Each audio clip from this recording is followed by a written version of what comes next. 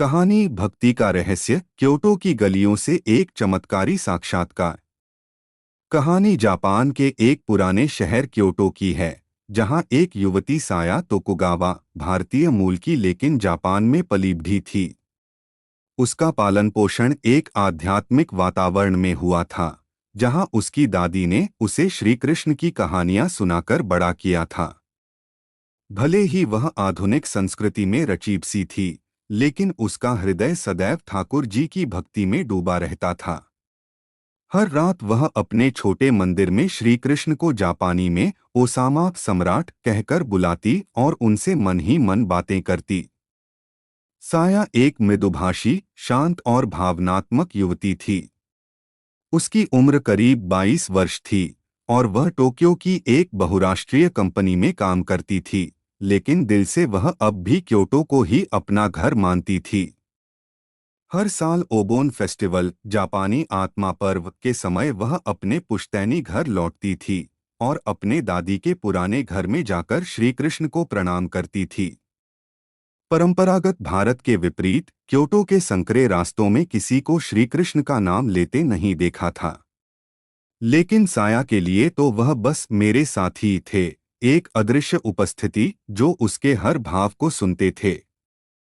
एक दिन अचानक उसकी मां ने विवाह का प्रस्ताव रखा। एक लड़का है, युकी मात्सुदा, जापानी भारतीय मूल का ही है, बहुत ही सज्जन और संस्कारी, यहीं क्योटो में रहता है, पुरानी संस्कृति को मानता है। साया संकोच में थी, पर जब उसने सुना कि वह क्योटो के पास ही अराजी यामाशिरो गांव में रहता है और मंदिरों के संरक्षण से जुड़ा हुआ है, तो उसे लगा कि शायद यही श्री कृष्ण की इच्छा है। शादी बड़ी सादगी से हुई, पर उसके भीतर एक भाव छिपा रहा, मैं जहां भी जाऊं, ठाकुर जी मेरे साथ रहें। विवाह के कुछ दिन बाद जब वह पहली बार अपने पति के साथ लौट रही थी, शाम हो चली थी। वे दोनों यामाशिरो के पास से गुजर रहे थे। वहीं एक पुराना कुजुआ टेम्पल था, प्राचीन, एकदम वीरान और पेड़ों से घिरा।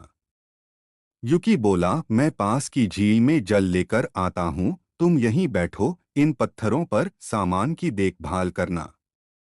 कुछ चाहिए तो आवाज देना। साया एक पत्थर पर बैठ गई। अपने विवाह की थकान, साज सज्जा, परंपरा के बीच वह जैसे भूल ही गई थी कि वह अब किसी की पत्नी बन चुकी है। उसका मन ठाकुर जी के विचारों में डूब गया। तुम्हारी उम्र तो नित्य 16 की है, युकी मुझसे बड़े हैं। इसका अर्थ ये हुआ कि तुम मेरे देवर हुए। मन ही मन मुस्कुराकर बोली, ठाकुर जी, अगर आप देवर बनोगे तो भाभी कहकर पुकारना पड़ेगा। तभी उसे एक 12 साल का बच्चा दौड़ता हुआ दिखा, जिसने बड़ी मासूमियत से पुकारा, भाभी, भाभी। साया चौंक गई, यह कौन था? उसे तो कोई जानता ही नहीं। उसने घूंघट गहरा कर लिया। बालक फिर बोला, भाभी, एक बार चेहरा दिखा दो। यह सुनकर वह डरने लगी। तभी लड़का पास आया और झट से घूंघट उठा दिया। उनकी आंखें मिलीं, गहरा नीला रंग, मुस्कुराता चेहरा। और अचानक वह लड़का भाग गया। युकी लौटे। साया ने कांपते स्वर में सारी बात कह दी। युकी पहले घबराए, फिर गुस्से में बोले, वह कौन लड़का था जो मेरी पत्नी को छू गया? अगर वह दोबारा दिखा तो उसकी हालत खराब कर दूंगा। साया ने पहली बार भय के साथ भगवान को याद किया, क्या आपने ही वो रूप लिया था? क्या यह मेरी परीक्षा है?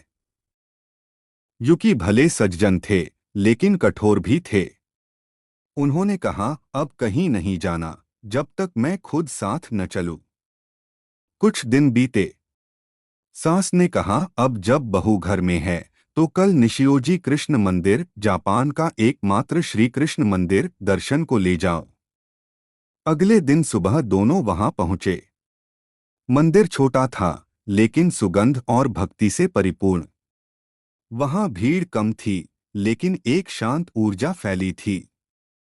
युकी बोले, तुम जाओ स्त्रियों के साथ, दर्शन करो, मैं बाहर प्रतीक्षा करता हूँ।